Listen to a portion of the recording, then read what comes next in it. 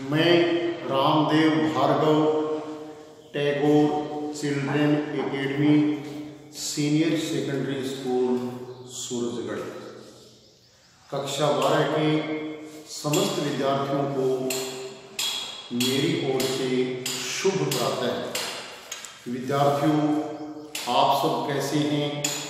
Corona महामारी के इस दौर में आपके स्वास्थ्य की शुभ कामना हमारा सबसे बड़ा लक्ष्य है। आज हम हिंदी व्याकरण में उपविषय शब्द शक्ति का अध्ययन करेंगे।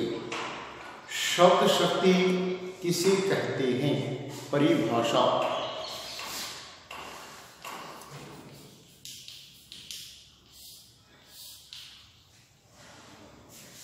शब्द में निहित अर्थ को व्यक्त करने वाले व्यापार को शब्द शक्ति कहते हैं। परिभाषा देखें। शब्द में निहित अर्थ को व्यक्त करने वाले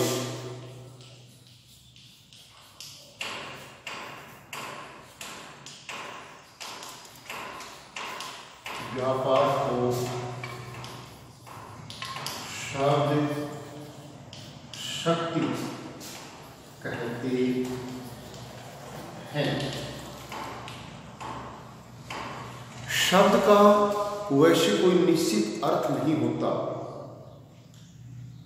उसका अर्थ उसके प्रयोग पर निर्भर करता है। यह अर्थ निकालने का कार्य जिस किसी शक्ति के द्वारा किया जाता है उसे हम शब्द शक्ति कहते हैं। जैसे राम की गाय 5 किलो दूध देती है। सीता तो निरी गाय है। शब्द शक्ति के प्रकार लिखें। शब्द शक्ति के प्रकार। शब्द शक्ति 3 प्रकार की होती है। किसी शब्द का अर्थ सामान्य तौर पर 3 प्रकार की शक्तियों से निकाला जाता है। अतः शब्द 3 प्रकार के हैं। जैसे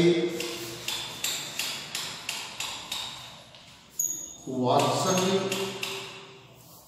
लक्षण्य और व्यंजक। इसी प्रकार उनका अर्थ भी 3 प्रकार से लिया जाता है। वाच्यार्थ, लक्ष्यार्थ और व्यंग्यार्थ। वाच्यार्थ का बोध कराने वाली शक्ति का नाम है अभिधा शब्द शक्ति। लक्ष्यार्थ का बोध कराने वाली शक्ति का नाम है लक्षणा शब्द शक्ति। और व्यंग्यार्थ का बोध कराने वाली शक्ति का नाम है व्यंजना शब्द शक्ति। सामान्य तौर पर शब्द शक्तियों की ये परिभाषा है। अगर हम अभिधा शब्द शक्ति की परिभाषा देना चाहेंगे तो कैसे देंगे कि वाच्यार्थ का बोध कराने वाली। बोध का मतलब क्या होता है? ज्ञान कराना। वाच्यार्थ का बोध कराने वाली शक्ति का नाम है अभिधा शब्द शक्ति। लक्ष्यार्थ का बोध कराने वाली शक्ति का नाम है लक्षणा शब्द शक्ति। और व्यंग्यार्थ का बोध कराने वाली शक्ति का नाम है व्यंजना शब्द शक्ति।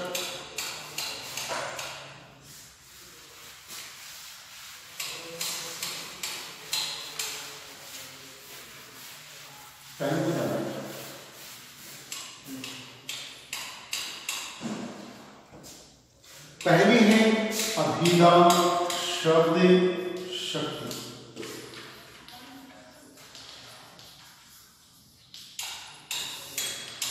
अभिधा शब्द शक्ति किसे कहते हैं?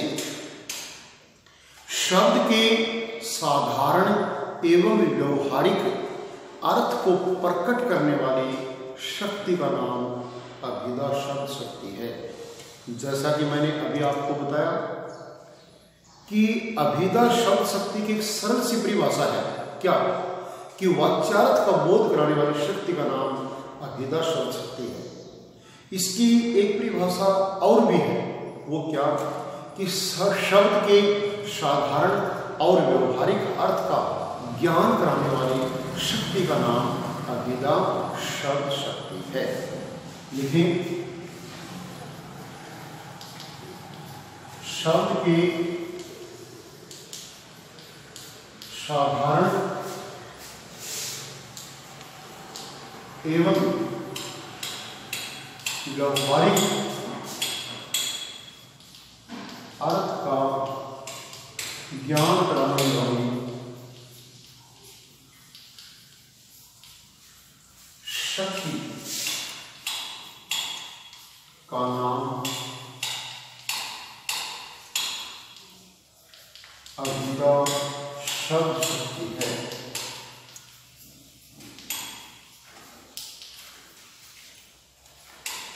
जैसे गाय घास खाती है, अभिधा शब्द शक्ति का उदाहरण है क्या कि गाय घास खाती है।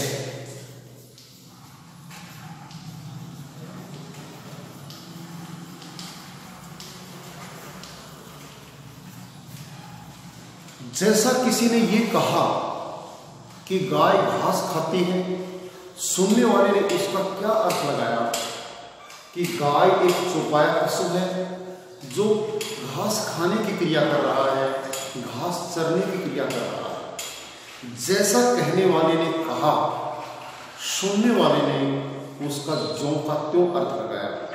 तो यहाँ पर अभिधा शब्द शक्ति है। अभिधा शब्द शक्ति में शब्द का सरल या साधारण अर्थ लिया जाता है, इसमें वाच्यार्थ का बोध कराया जाता है। दूसरी है लक्षणा शब्द शक्ति।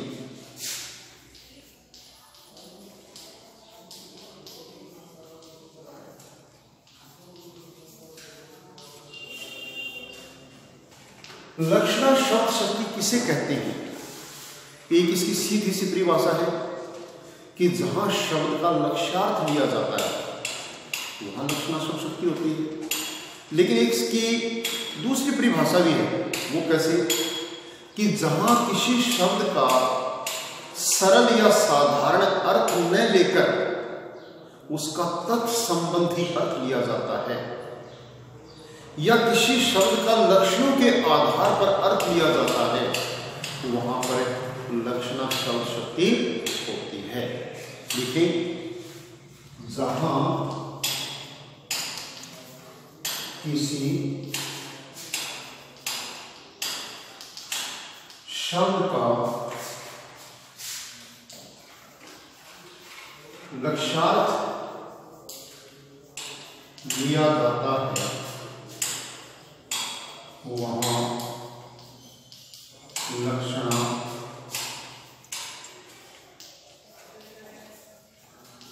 शब्द शक्ति होती है।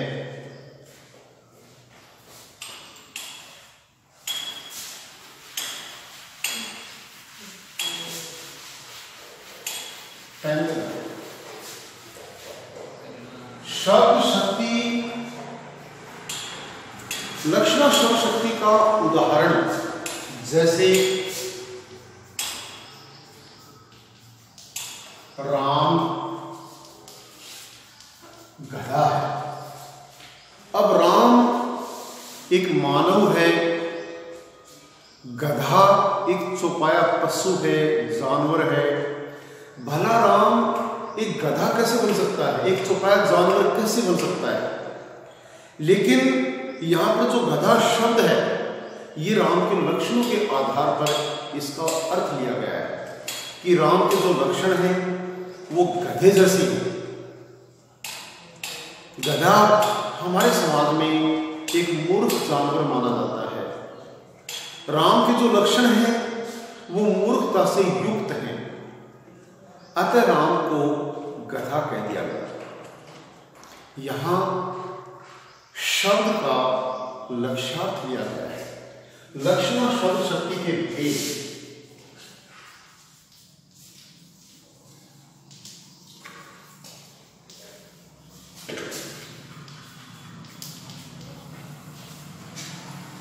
लक्षणा शब्द शक्ति के दो भेद हैं।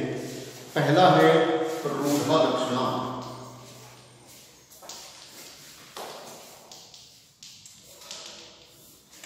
रूढ़ा लक्षणा किसे कहते हैं? रूढ़ा शब्द रूढ़ी से लिया गया है और रूढ़ी का अर्थ होता है परंपरा, रीति रिवाज, जिसको अंग्रेजी में ट्रेडिशन कह देते हैं। रूढ़ा लक्षण जहां किसी शब्द का रूढ़िवश लक्ष्यार्थ लिया जाता है वहां रूढ़ा लक्षणा शब्द शक्ति होती है। जहां किसी शब्द का रूढ़िवश लक्ष्यार्थ लिया जाता है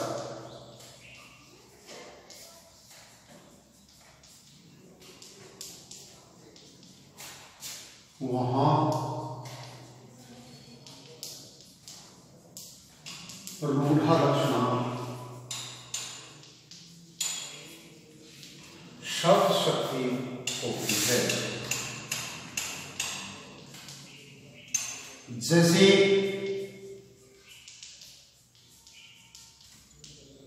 मेवाड़ वीर है।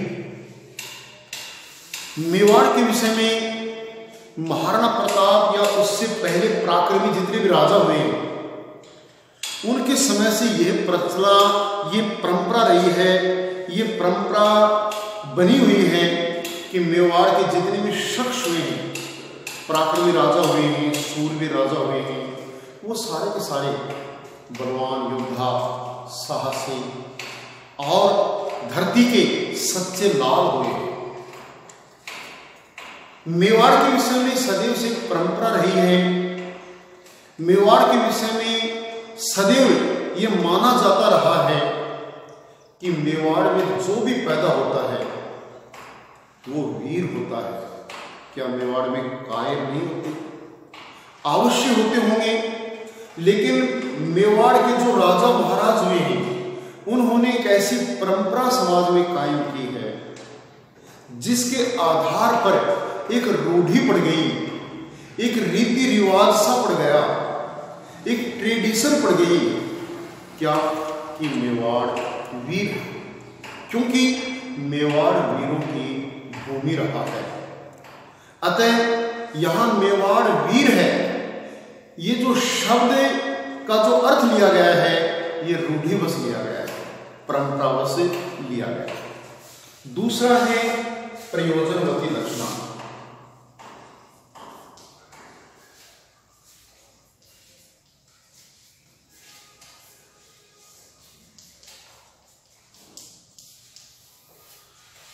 प्रयोजनवती लक्षणा किसे कहते हैं? जहां किसी विशेष प्रयोजन से प्रेरित होकर शब्द का प्रयोग लक्ष्यार्थ में किया जाता है वहां प्रयोजनवती लक्षणा शब्द शक्ति होती है। जहां किसी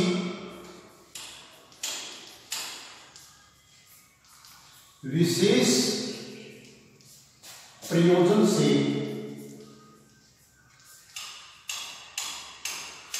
प्रेरित होकर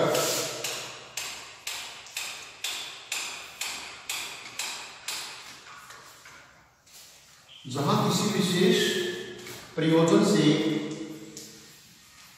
प्रेरित होकर शब्द का लक्ष्यार्थ लिया जाता है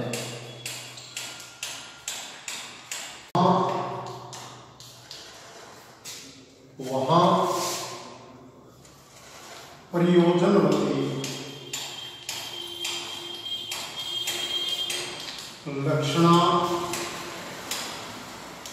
शब्द शक्ति होती है। जैसे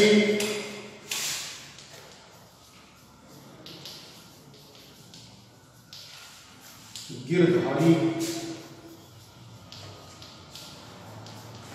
सिंह, जहां किसी विशेष प्रयोजन से प्रेरित होकर शब्द का लक्ष्यार्थ लिया जाता है, वहां पर प्रयोजनवती लक्षणा शक्ति होती है। प्रयोजन का मतलब होता है मकसद, लक्ष्य, उद्देश्य। जैसे गिरधारी सिंह है, गिरधारी भला एक आदमी एक शेर कैसे बन सकता है? शेर एक हिंसक जानवर होता है, पराक्रमी बलशाली जानवर होता है, जबकि गिरधारी एक मानव है।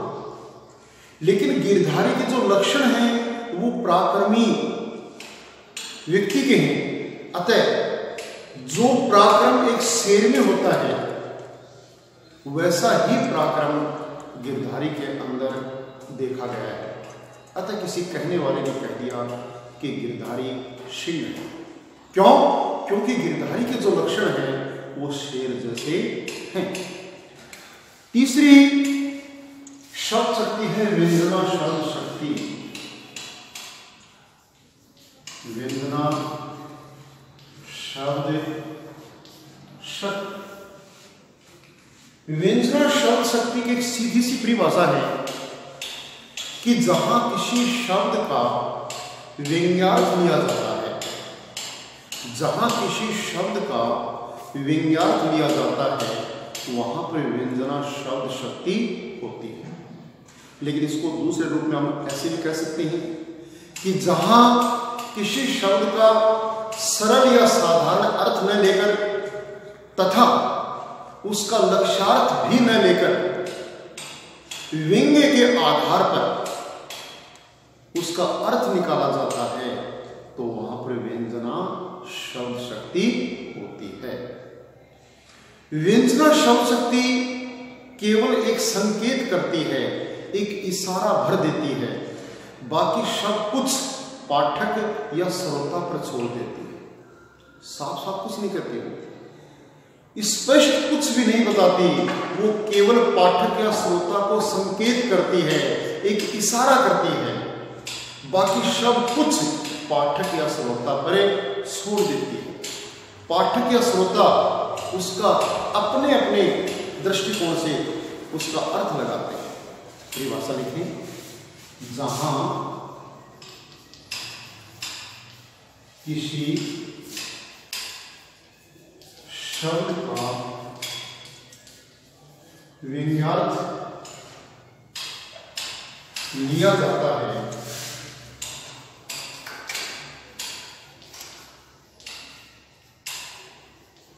वहां व्यंजना शब्द शक्ति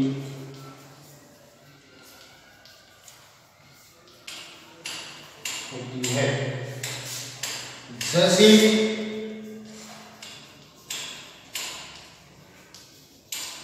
अंधेरा हो गया। अब किसी कहने वाले ने कह दिया कि अंधेरा हो गया। बहुत से व्यक्ति इस बात को सुन रहे हैं।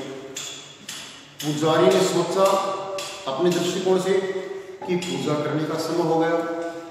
वहां सुनने वाली महिलाओं ने सोचा कि खाना बनाने का समय हो गया।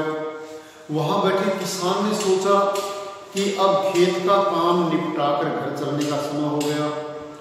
गवालों ने सोचा कि अब मवेशियों को लेकर घर चलने का समय हो गया। चोरों ने सोचा कि चोरी करने का समय हो गया। जितने व्यक्ति वहां पर बैठे हुए थे, सभी का दृष्टिकोण अलग अलग था, क्योंकि व्यंजना शब्द शक्ति में शब्द को स्पष्ट रूप से नहीं बताया जाता, खोलकर नहीं बताया जाता, बल्कि पाठक या श्रोता पर उसका अर्थ छोड़ दिया जाता है। पाठक या श्रोता उसका अर्थ अपने अपने दृष्टिकोण से लगाते हैं। तो जहां किसी शब्द का व्यंग्यार्थ लिया जाता है वहां पर व्यंजना शब्द शक्ति होती है। व्यंजना शब्द शक्ति के दो भेद हैं। पहला भेद है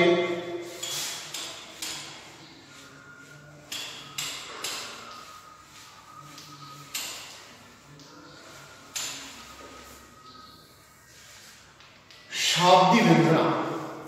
पहला भेद क्या है इसका? शाब्दी व्यंजना। शाब्दी व्यंजना किसे कहते हैं? जहां शब्द विशेष के कारण व्यंग्यार्थ का बोध होता है। लिखें, जहां शब्द विशेष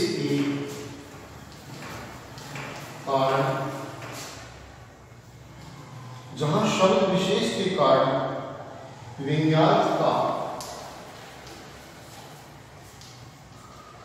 बोध होता है। बोध का मतलब होता है ज्ञान। व्यंग्यार्थ का बोध होता है और वह शब्द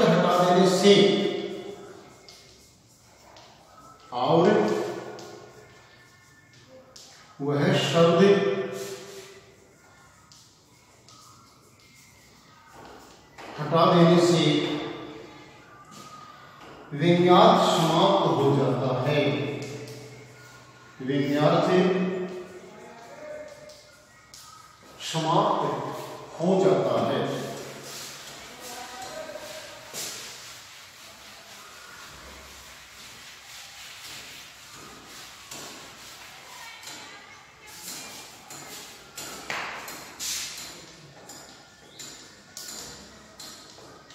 वहां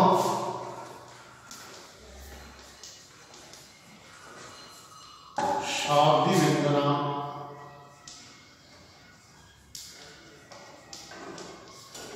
शब्द शक्ति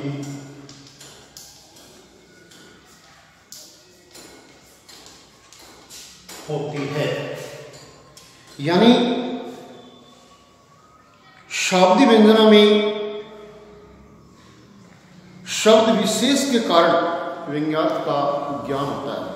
अगर वो शब्द वहां से हटा दिया जाता है तो उसका अर्थ समाप्त हो जाता है। उसे हम शाब्दी व्यंजना कहते हैं। शाब्दी व्यंजना का उदाहरण है जैसे चिर जीवो जोरी जुए क्यों न सने हैं गंभीर कौ घटी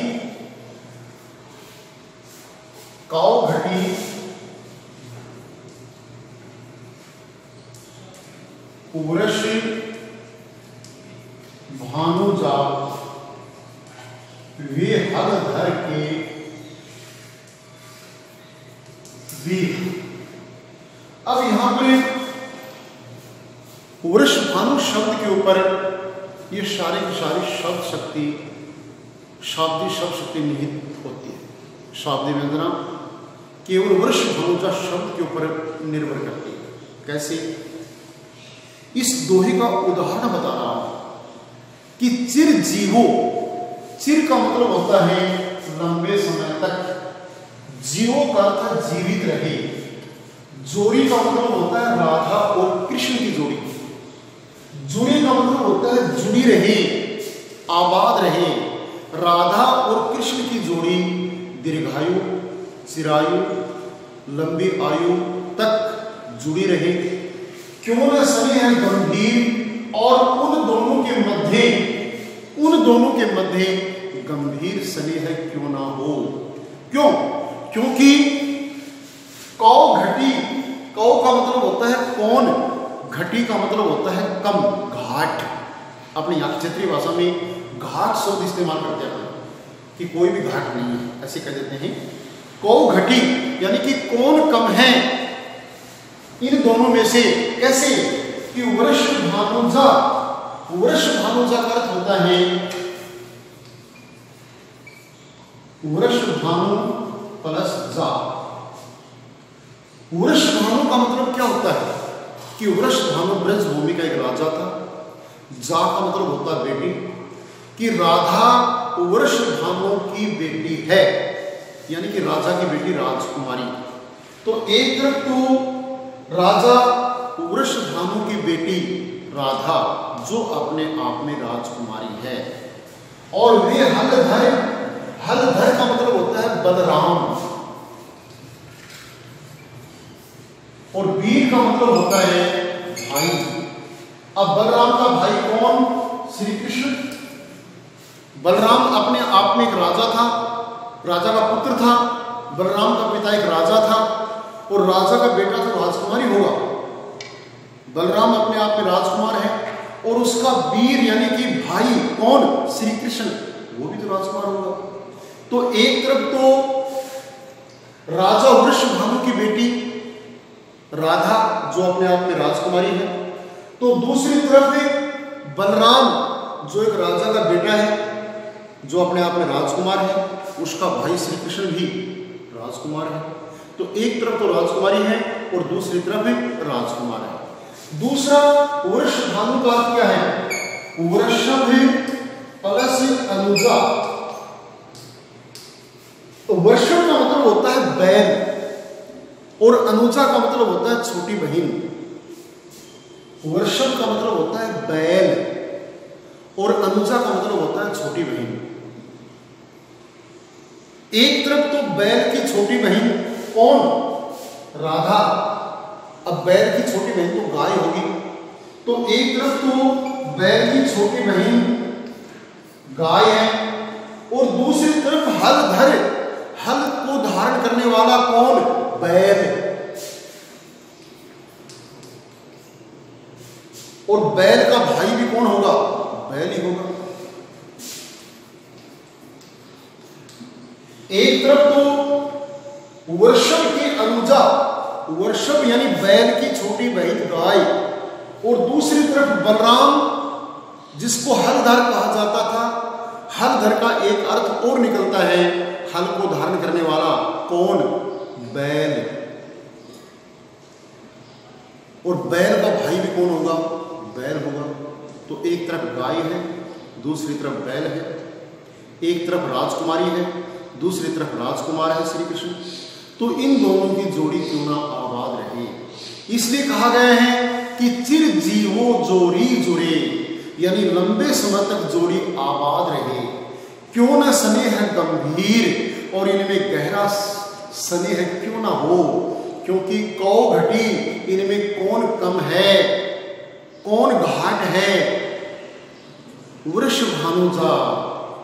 एक तरफ तो वृषभानु राजा की बेटी राजकुमारी राधा है, दूसरी तरफ बलराम जो एक राजा के राजकुमार थे, उसका भाई श्री कृष्ण भी अपने आप में एक राजकुमार था।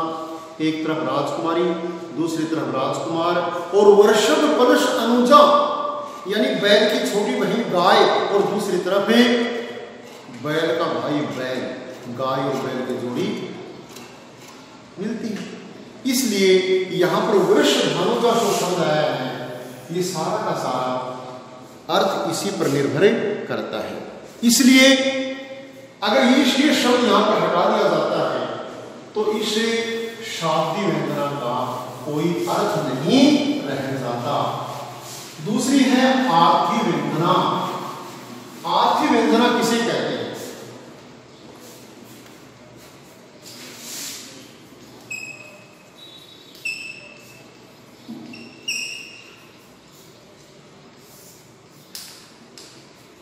आर्थी व्यंजना जहां व्यंग्यार्थ का अर्थ, जहां व्यंग्यार्थ अर्थ पर ही आश्रित रहता है, जहां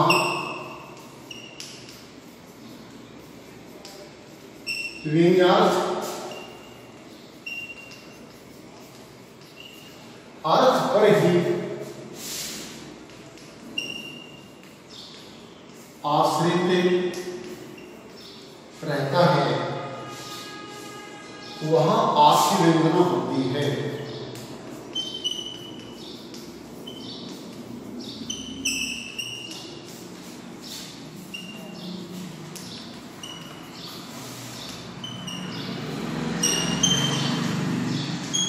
शब्द शक्ति जहां व्यंग्यार्थ अर्थ पर ही आश्रित होता है वहां पर एक आर्थी व्यंजना शब्द शक्ति होती है।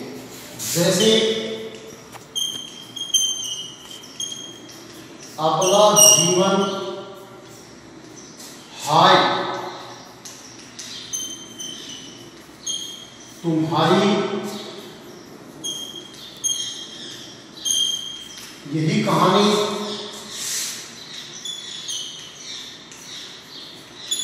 आंचल में है दूध,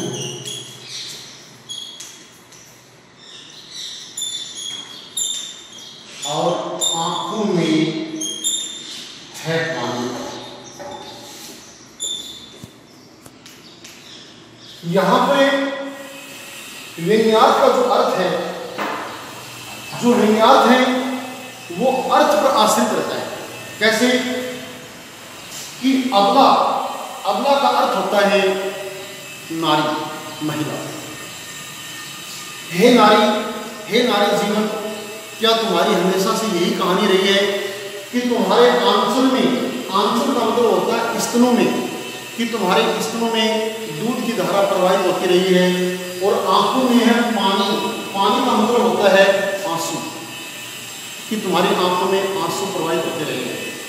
यहाँ पर अबला शब्द का अर्थ, आंचल शब्द का अर्थ और पानी शब्द का जो अर्थ है, अगर ये सही तरीके से लगा दिया जाता है तो यहाँ पर एक आर्थी व्यंजना प्रकट होती है। अतः जहाँ व्यंग्यार्थ अर्थ पर ही आश्रित रहता है वहाँ पर आर्थी व्यंजना शब्द शक्ति होती है। धन्यवाद।